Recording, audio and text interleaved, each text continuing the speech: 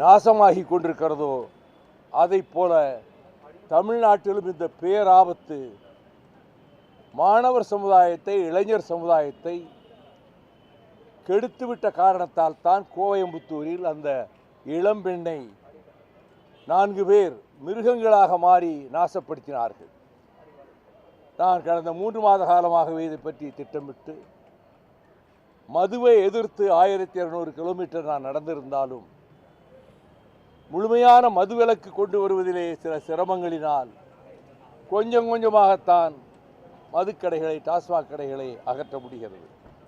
எங்கள் கிராமத்தில் நாங்கள் போராடி, என் தாயாரும் நாங்களும் போராடி மதுக்கடை, டாஸ்மாகை அது சூறையாடப்பட்டு ஹைகோர்ட்டிலே ஜெயலலிதா அரசு முறையிட்டு அங்கும் எங்கள் பக்கமே தீர்ப்பாகி உச்சநீதிமன்றத்திலும் அவர்கள் நாங்கள் திறக்க வேண்டும் என்ற போது உச்சநீதிமன்றமும் அதை நிராகரித்து கலிங்கப்பட்டி ஊராட்சி மன்ற தீர்மானம்தான் செல்லும் என்று அது தீர்ப்பளித்தது.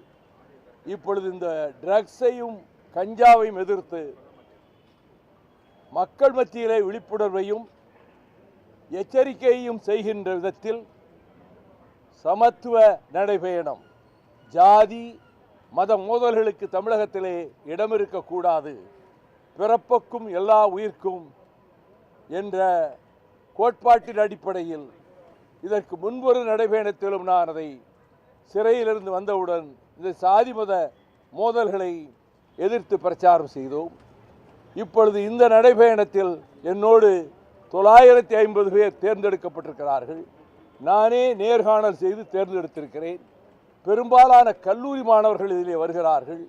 பொறியியல் கல்லூரி மாணவர்கள், மருத்துவக் கல்லூரி மாணவர்கள். அவர்களுக்கு எங்களுக்கு விடுமுறை இருக்கிறது, எக்ஸாம் லீவ் இருக்கிறது, நாங்கள் கண்டிப்பாக வருவோம், எங்கள் பெற்றோர் எங்களை போகச் சொன்னார்கள் என்று வருகிறார்கள்.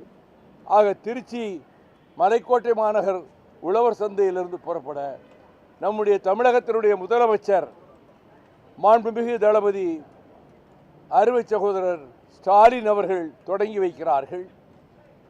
அங்கே காங்கிரஸ் கட்சியின் சார்பிலே செல்வ பெருந்தகையும் இந்திய யூனியன் முஸ்லீம் லீக் தலைவர் பேராசிரியர் கோதர் மைதீன் அவர்களும், அதை போலவே விடுதலை சிறுத்தைகளின் நிறுவன தலைவர் சகோதரர் தொல் திருமாவளவன் அவர்களும், உலகநாயகன் கமல்ஹாசன் அவர்களும் தொடக்க நிகழ்ச்சியிலே பங்கேற்றுக் கொள்கிறார்கள். உடனுக்குடன் செய்திகளை தெரிந்து கொள்ள சன் நியூஸ் பெல் ஐகானை கிளிக் பண்ணுங்க.